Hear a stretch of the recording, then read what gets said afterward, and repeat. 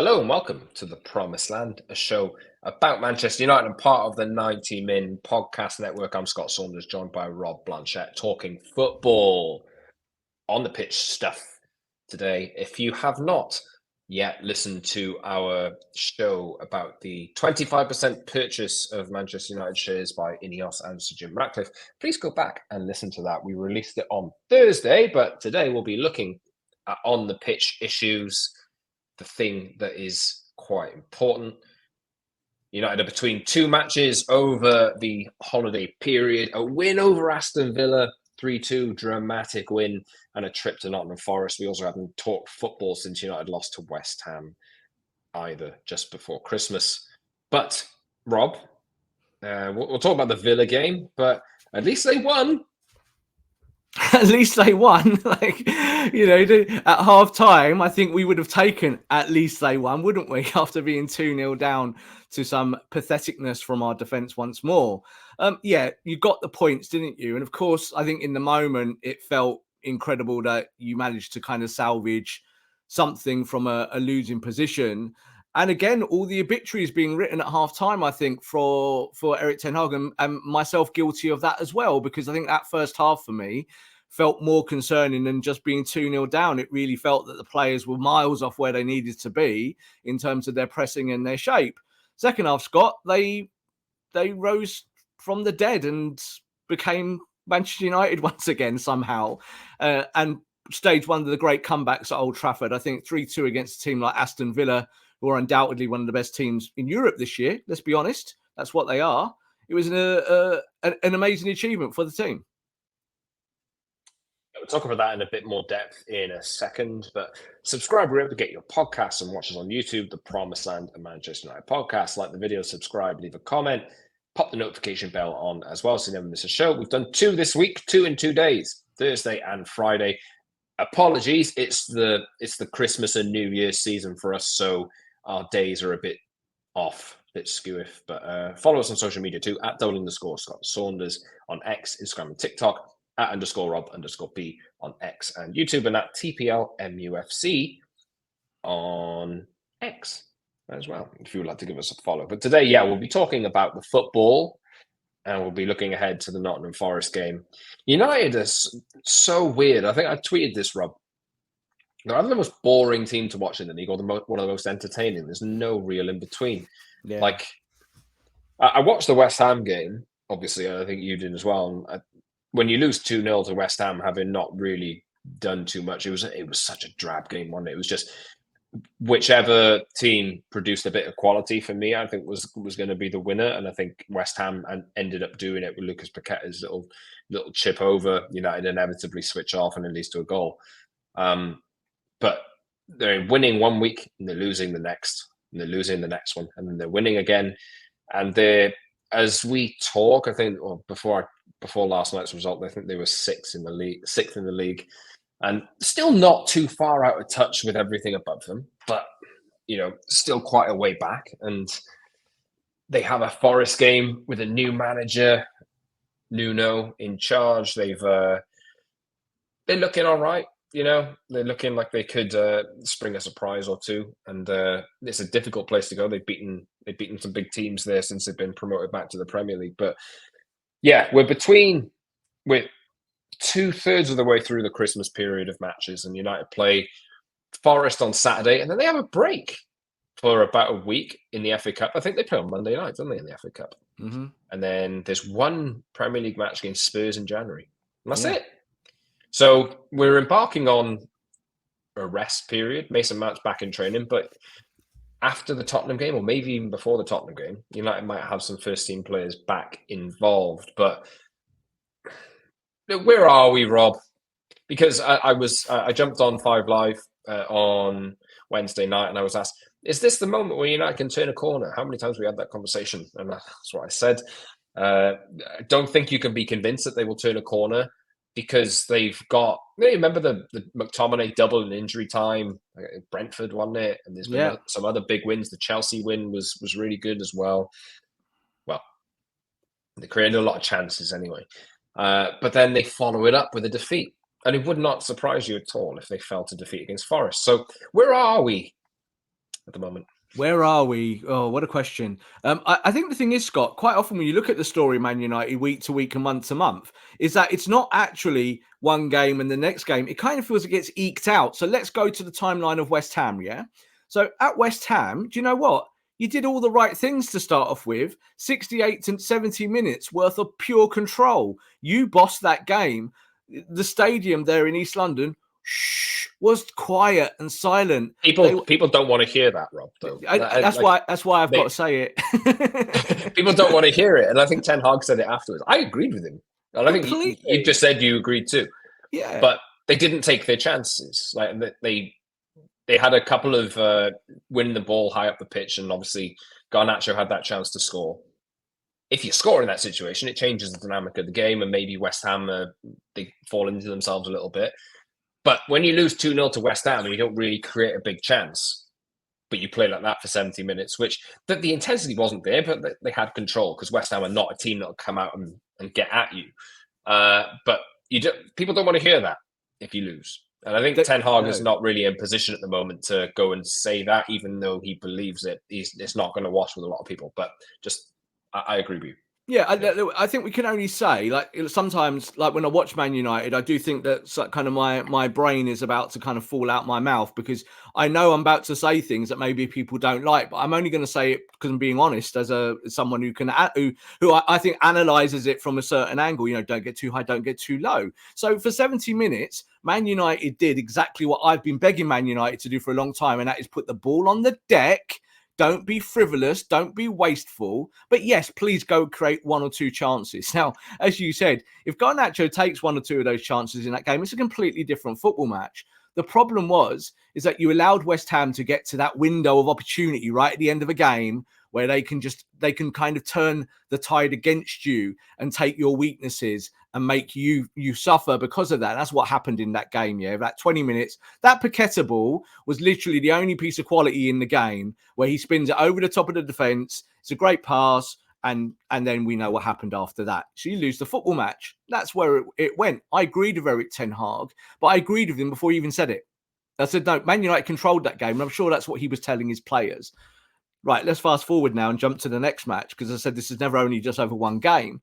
I think that first half against Aston Villa was massively concerning. Why? Well, Man United were playing their 4-1-4-1, Scott, yeah, like they do, and it looked like they never played it before. Haven't got a clue. You could actually see them in the four across with Eriksen and Bruno talking to each other and shouting at each other. You're supposed to be there, mate. Mate, you're supposed to be there. Lads, wider. No, narrow, lads. It's like, what's going on? And you were rightfully 2-0 down because you couldn't defend a couple of set pieces. Like, that's Man United in a nutshell, isn't it? We could talk about Onana's goalkeeping again. I think that's on the agenda because that wasn't a great moment, but he did save United in the second half. Fast forward to the second half, Scott, and the Jekyll and Hyde kicks in, doesn't it? United were brilliant in the second half. They went out there knowing they were 2-0 down, and they were either going to see their manager get potentially sacked off the back of this because it was so bad, or they were going to rise from the dead, from the ashes. And they chose the latter, thankfully. So we all felt great, obviously, after that. 3-2, it's a fantastic result. But Man United won that game with an XG of 1.1. United didn't really do a lot of good stuff. I know people think they did, but the truth is that you got away with it. And Villa, I think, with their high line, were there to be exposed on the counter-attack, and United exposed them. So fantastic result, kind of repositioned you again, gets you going again. But as weeks go on, Scott, Nottingham Forest now coming up, new manager bounce. You have got to be better. You've got to be better in your press and in possession, and you've got to have better XGs than 1.1. This will set the tone, really, won't it? Because I think we're jumping. It seems United are never more than a defeat away from crisis, and that's specifically a point at the moment. They need, I think Ten Hag really needs to win this Forest game because it'll set the narrative again. You don't get too high, don't get too low. Unfortunately, that it's either very, very low or very, very high. Yeah, it's in a roller coaster always. That's the way that it is at the minute, and I think if Ten Hag can he needs to win more to just alleviate pressure off him completely. Just to, if you go in 1 month or so playing one Premier League match. Fingers crossed they go through in the FA Cup as well. Wigan away in it, so not far to go. But he really needs to take 3 points from this game. United did it last season. I think it'll be a difficult one. Forest is a really good atmosphere, very strong. Nuno will probably get them set at some point defensively in this kind of thing. I know they lost at home to Bournemouth when they reduced to 10 men recently as well. But, just for Ten Hag's sake, he needs his players to do what he's asking them to do and to take their chances on that day, because otherwise we're going to be embroiled again in, will they sack him? Will Ineos sack him? When are they going to sack him? Like, he's had enough, even if it's like a 1-0 defeat or something like that. But United need to stay in touch with the teams above them. They absolutely have to, because there's a real risk that if they don't win this game, that other teams will play more matches like during this. There's like a winter break that each team gets about 2 weeks off. Yeah, it's staggered throughout the month. There's a real danger that they could just fall so far behind, and then even though they'll have games in hand, you don't trust that United will win those games in hand at the moment, do you? So very, very important to actually build on what happened against Aston Villa. Actually build on it, but we can't say that they will. Yeah, Man United are, to steal some Americanisms, they're 10-8, yeah? 10 wins and 8 defeats in the Premier League, which in itself is a mad stat line. It's quite rare that you see a team with quite a lot of wins, but quite a lot of defeats in that manner. One draw, obviously, in the middle there at Anfield. I think the whole thing of it is, Scott, is that, again, if you want to kind of have a bit of blue sky thinking, if you rather say than 10-8, you were, say, 12-6, yeah, you'd be level with Man City. So I think the bigger stat line when we look at a lot of this stuff is the goal difference, how horrendously bad Man United are. I think they're in negative equity still. I think they're -3 or 4 or something like that. And -5, Scott's I'm doing a kind of... I think it's 5. I want to say it's 5. Something like that. I'm thinking Scott's checking now as I yabber away. But I think the whole point of it is that showed this season... No, -4. It's -4. -4, that if you'd scored some more goals, like it sounds as kind of as arbitrary as that, if you'd managed to know how to put the ball in the net, then you probably actually would be where you wanted to be, or even further ahead. You might be above Man City. So I don't want to use City just as the bar this year, because City are underperforming. But Man United are also underperforming. And it's about how far is it back to where you want to be? Well, guess what? Not that far. Like, just sort some things out. So I think the good thing against Aston Villa, Scott, was that we saw 3 goals go in the back of the net, and that was really important. From forwards. From forwards. And do you know what? We can talk around the subject a little bit today, because what did we see? Marcus Rashford returned. Now, I don't think Rashford was brilliant, but Marcus Rashford made a difference. He absolutely made a difference. Just, I think, his presence in what he does. He makes that pass, obviously, for Garnacho for the first goal that's offside, and he makes the second pass as well. Now, that's what you want from Marcus in the wider area, especially off the left. But obviously, the goals from Garnacho were great as well. He took his chances really well. But then, of course, Rasmus Hojlund gets his first goal in the Premier League. And for confidence, you could see that. Like, you saw Onana sprint the length of the pitch to go jump on the boy. And it means so much to them. Do you know what I mean? From a first half of, like, nothingness where you can't even sort yourself out, to a second half where you are Manchester United. The DNA in your blood runs deep. You went for it and you got it. You have to build off that, Scott. That's how it goes now. We need more goals from those people. We need Rashford to be back in the team and playing at his highest level. I don't think he had a great game, but he's coming back off an illness. Bruno, in the second half, higher up the pitch, Scott, in the 10. Yes, please. More of that. I don't want to see Bruno in the 6. I want to see him higher up the pitch. Great counter press from him when he wins the ball, slides Rashford in, and Rashford puts the ball across for Garnacho to score. We need more of that, because that influences scoring goals. Where are we then in the sense of, usually with managers, when we're at this point, we see that they down tools. I don't want to throw accusations, but I think that, like, that Watford game with Ollie, and that there were other matches, the late ones with Mourinho. There was a big defeat at West Ham, where I remember under Jose Mourinho, where I was like, wow, that he hasn't got long left. Do you think we're at that point? Like, because how can you go from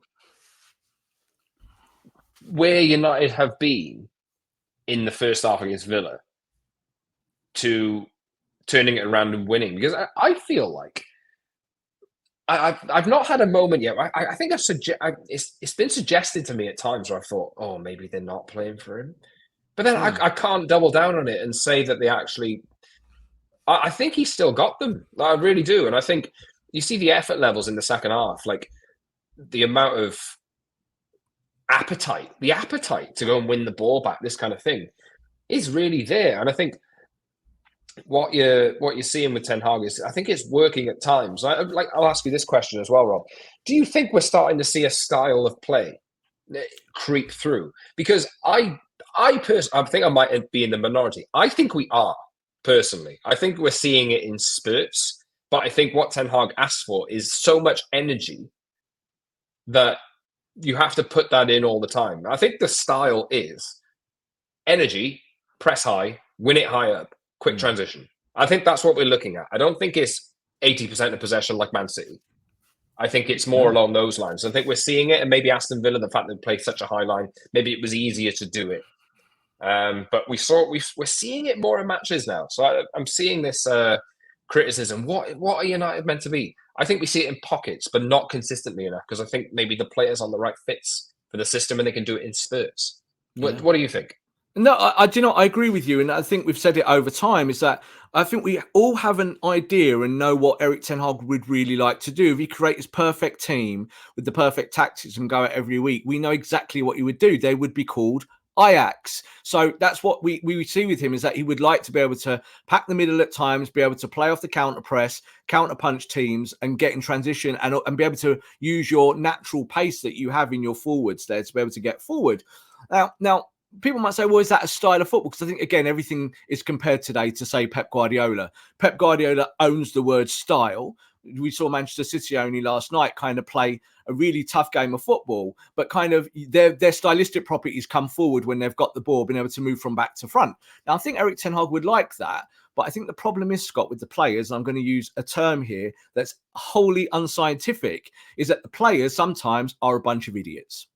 Yeah, that's what they are. In the first half against Aston Villa, that was an idiot performance, right? From a lot of them. If they are on 200, 300,000 pound a week and they can't sort each other out and can't communicate, it is because they're idiots. It's not because, Erik ten Hag hasn't worked this little bit of tactic out, or on the training ground, they didn't do this. No, sorry, they've played 4-1, 4-1 for a year. They're idiots. So when I watched that performance, I was like you, I actually tweeted out, this looks like we're going to get the manager sack performance. Now, I don't think that that's we've lost the dressing room performance.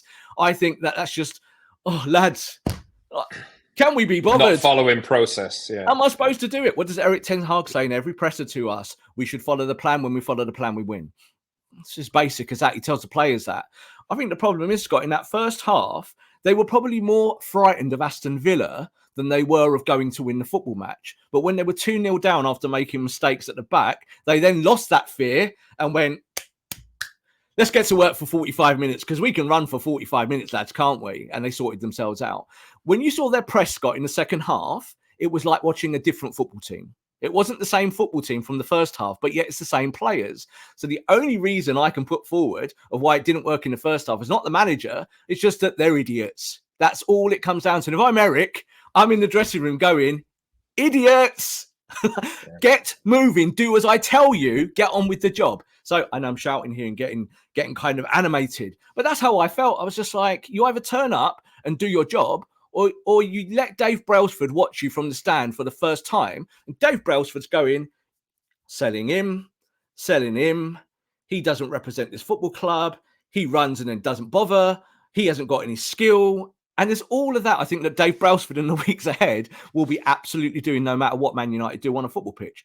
But some of this is obvious, Scott. So well done to United for winning that game. But just stop making us have heart attacks in football matches. It's so puzzling, isn't it? Because every defeat that comes along, it's, the manager needs to go. The manager needs to go. I think United have lost so many matches this season. It's a completely valid question. Absolutely valid. 10-8. Completely valid. It's mad. 10-8. It's a completely valid question to say that the manager is not doing what is expected of him, because United are too far down the league to justify giving him absolute. I know I've suggested this as well. I would say just give him the rest of the season, but I'm actually seeing enough in pockets to, like as I said just now, to say that I think I know where he's trying to take the team. It's just Rob's technical term of bunch of idiots. I think. Did you notice more kids on the pitch? 8 graduates. I think it's the most for Premier League And game how of the season. he looked 8 at Dan graduates. Gore and Hannibal in the last few minutes. Not an Interesting, wasn't experienced it? head. Not an experienced head. He looked at the kids, the energy to come on and see the game out. Maybe he's watching our show, Scott. Maybe he's watching our show when we say go with the kids, because I think that was at the end of that game, Scott, when he went with the kids.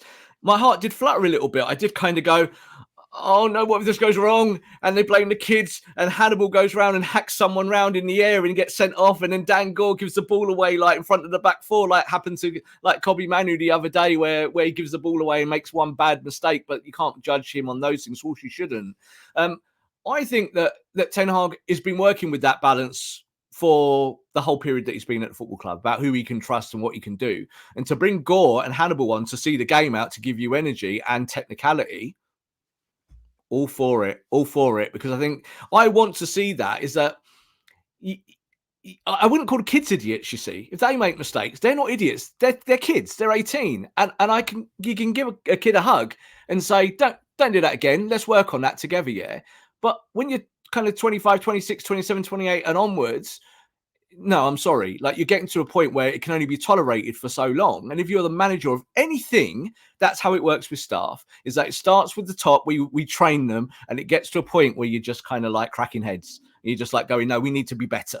And I think that's kind of what he did at half time. He would have just been saying, do the same things, stick to the plan, and guess what? You might win. Even at the end of the game, Scott, when we scored the goals, I didn't really massively celebrate at all. I just kind of sat there because it was more relief. And even Erik ten Hag after the game, he wasn't like, my boys. He was like, yeah, we made tough work of that, didn't we? 3-2, but we won, and I'm happy, and my team deserve all of the credit. He just says the same things all the time, doesn't he? So that's what I think we see now in the process of Man United in the next transfer window and beyond, is that you now need to go and get players that are less idiotic, take responsibility for their game. I prefer less idiot. Less idiot. That could be the title of this show, isn't it? Man United are less idiot, in the future. Or need to be. Look at the goals they conceded. There's no way you should concede either of those. No. Like the first one bobbles in the box and goes in the corner, and nobody knows what the hell to do with it. Nope. The second one, everybody switches off, and some guy, Dendonka, runs around the back in acres. Absolutely acres. It's madness. Watching those goals go in. Again, we saw at the start where Bailey was behind Onana, whispering in his ear, like it was like that's what he was doing. He's going, and Onana, you can see, is like, well, now I don't think it was Onana's fault for that, because when the ball comes into the box, it's absolutely imperative that one of your centre backs gets a head on it. It's pretty low trajectory. You can get there, even if you get a foot on it and put it in your own net. Get there somehow. Find a way to beat the opponent. But what happens? We see it so often, don't we? When a ball swung into the box, and everyone goes, stand still, and it ends up in the back of the net. And what do you feel at that moment? Idiots. That's what I felt. I was like, what are you lot doing? But we see this all the time. And I think with the second goal as well, is just don't repeat it. Don't allow Villa to get a foothold because you're feeling bad about yourself. And that was why you were 2-0 down. And how quickly, Rob, did that goal come? That second goal? Too quickly. Straight after. And even when we scored, in the second half, I said to my son, I went, problem is Man United normally concede within like 1 minute.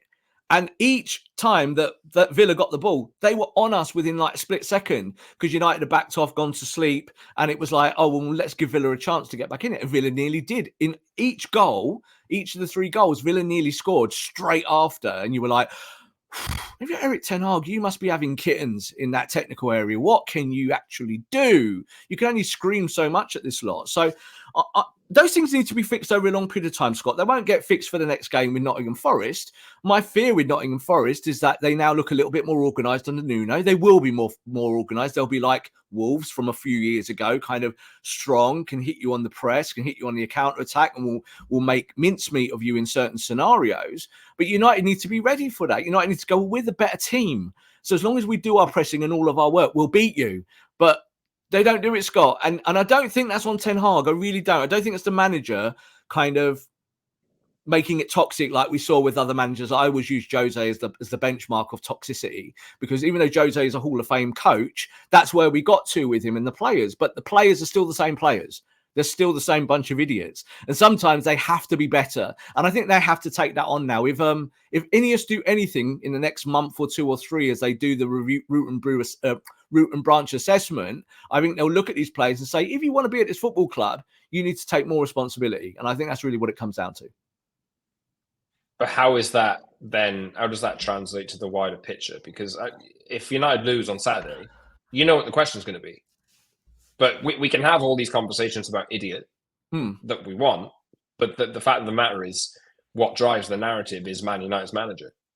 What drives the narrative in terms of the media and everything? I think when we talk about fans talking about it, yes, of course, victories and defeats do that. And Eric Ten Hag even said in his presser, he went, I know people only care about winning and all of that, but I'm looking at other things as well. And I think you make your decisions, Scott, in the long term on those other things. So it's not just about winning and losing games. Of course, that's the be all and end all for a lot of people. But you actually look at the stats and you kind of go, well, hang on, we had a stats line of 1.1 XG on the day. So that is not acceptable. So when we go away tomorrow, we fix that. We work on that. We don't work on the other stuff that maybe people don't like. We work on the core parts of football. And you find ways to create more chances, to be more effective, to work harder in your press.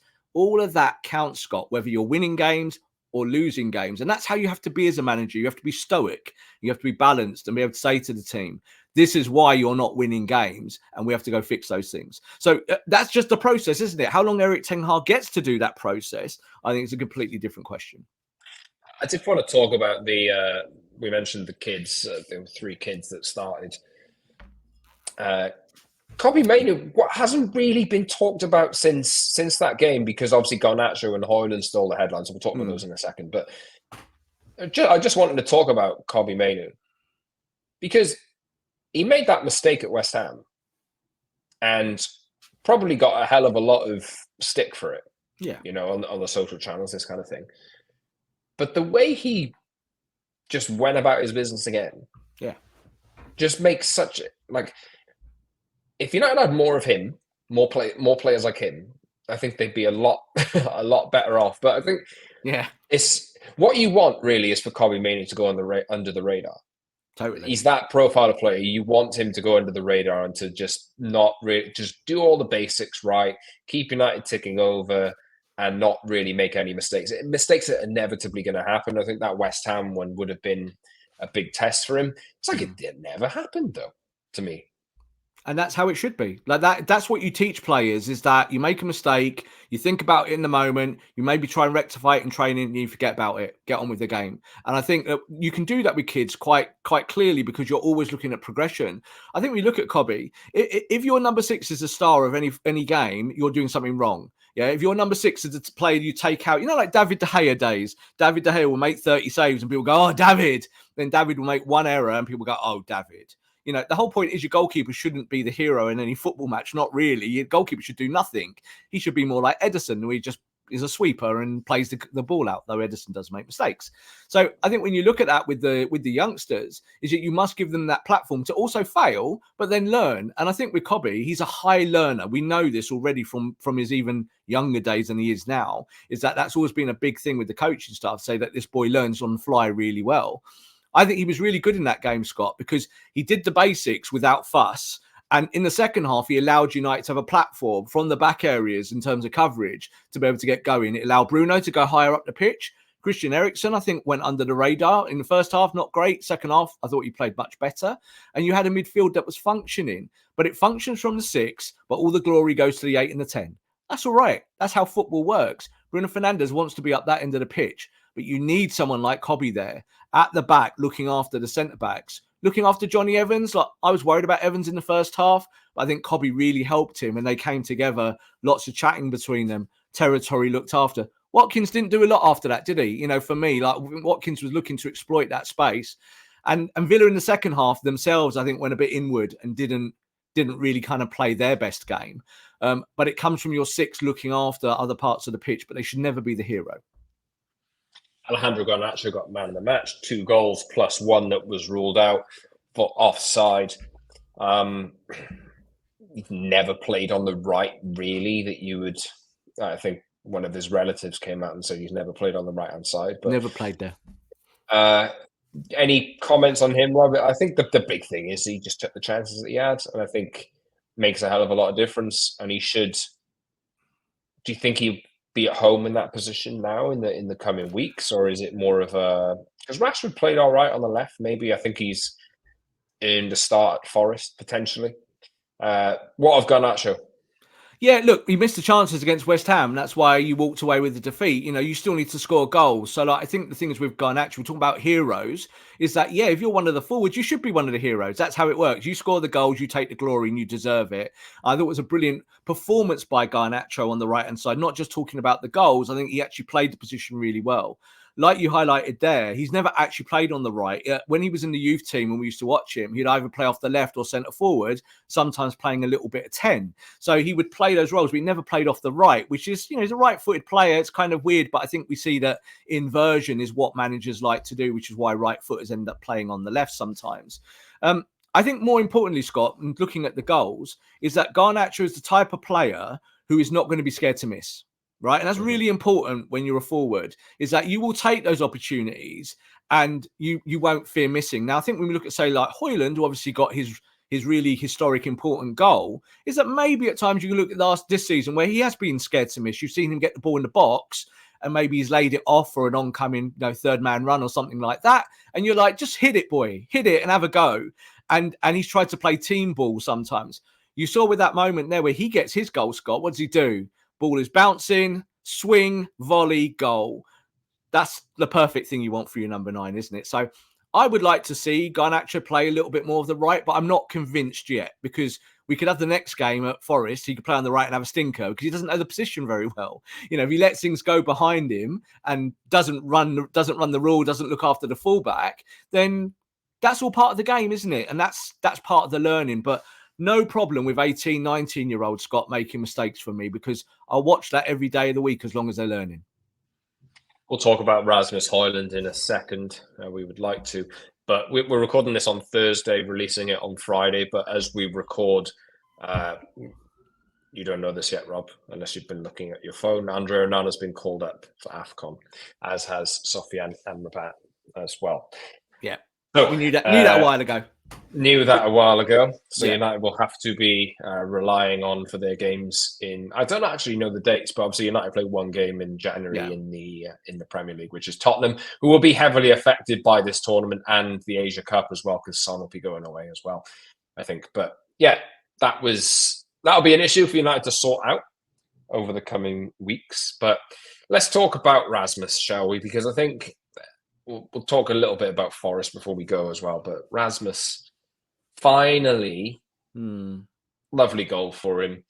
What do you want to say on him? Because I just thought it was such a nice moment, and I feel like he's been getting a lot of stick. He's 20 years old, and I think you can tell how much it meant to him, how much relief was in his face when he scored that goal, and it was just really nice to see that moment had come for him. But fingers crossed, he can go on a run now.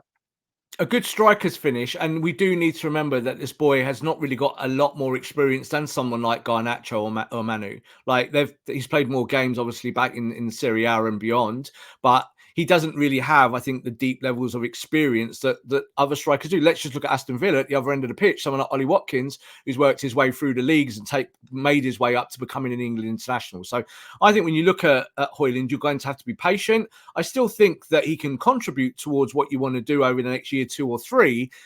I do think you need to go buy another striker to help him, someone who can score goals, whether someone who's a bit older and a little bit more experienced. Go find your Cavani. Wouldn't it be nice to have a Cavani now, that kind of player? But you can't rely on an older statesman. You have to work with all of them. And I think for him, just the reaction of the whole team when he put the ball in the net was just this moment of joy. Johnny Evans' face, like talked about Johnny Evans a minute ago, as he ran, looking like a 12-year-old that just met Santa Claus for the first time. You know what I mean? Like big, and it meant so much to them, Onana running the length of the pitch. So a good moment, but you need to bottle those moments and take them away. Go to training and go, right, I need to sip off that elixir now. I need to have that in my veins every match. I need to remember what that felt like, and I need to work as hard as I can.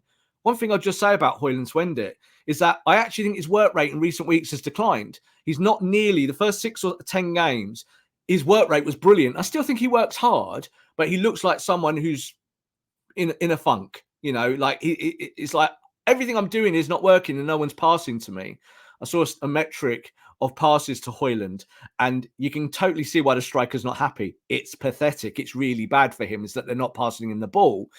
But he took that chance, Scott, and sometimes you just need that one chance. Get going. He scored 5 goals in the Champions League. But I think that still makes him top scorer in the Champions League somehow. So he can score goals, but you got to create chances, and that means you need a better XG than 1.1. You need this XG to be up to 2, and you might be able to help your striker score more goals.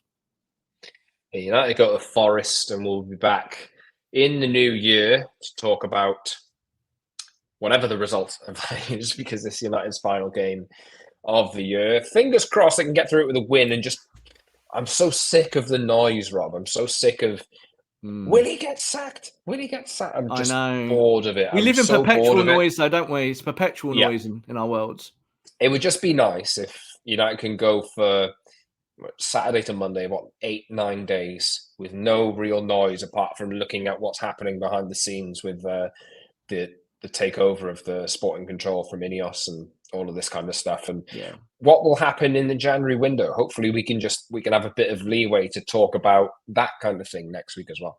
And hopefully we'll be talking more also about someone we haven't spoken about outwardly, and that's Kambala. So, this is a player who I think, we've not spoken about him because of the injuries that he's had previously. He played at Manchester United, picked up. He's the under-19 captain for France. He's a proper top player in terms of that age bracket. He's just never been able to do it at United, never been able to get him fit. So here he is now contributing. He's another player that came on late to see out the game against Aston Villa. But I actually think, Scott, that again, funny things have happened towards the season, is that while you're thinking about your Maguires and this returning, and Luke Shaw obviously was out of that game, you might end up seeing more starts for him. And I wouldn't be surprised, because I think technically he's got the game to play that. He's a ball progressor. He can take that channel and own it and go forward with the ball. We saw it in his debut against West Ham. I thought he did that really well, a bit of ball progression from centre-back. So who knows? We might see that the future partnership as we go forward is Lissandro Martinez as your left side, Kambala as your right side, maybe. I'm not against that. I think you can develop the boy if you're in this motion of developing youngsters. And I would like to see more of that now rather than less. Yep. One for the future again. We'll be back in the future. We'll be back next week in a future year, even 2024. This is our final show of 2023, but we'll be back hopefully doing more, bigger, better than ever in 2024. I know we have ambitions to scale up and do better, Rob, but we do, definitely. We'll see. Hopefully you've enjoyed everything that we've done this year, or most of it at least. Really appreciate all the love and support and comments and messages that we get. Really, really appreciate it. And keep them coming. If you like the show, let us know. If you want us to do anything different, let us know.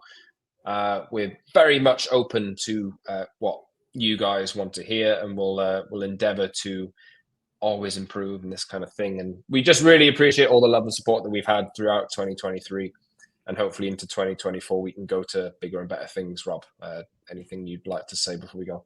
Yes, happy new year to everyone, and thank you to our audience. And without you guys we don't do this show. It's just the truth.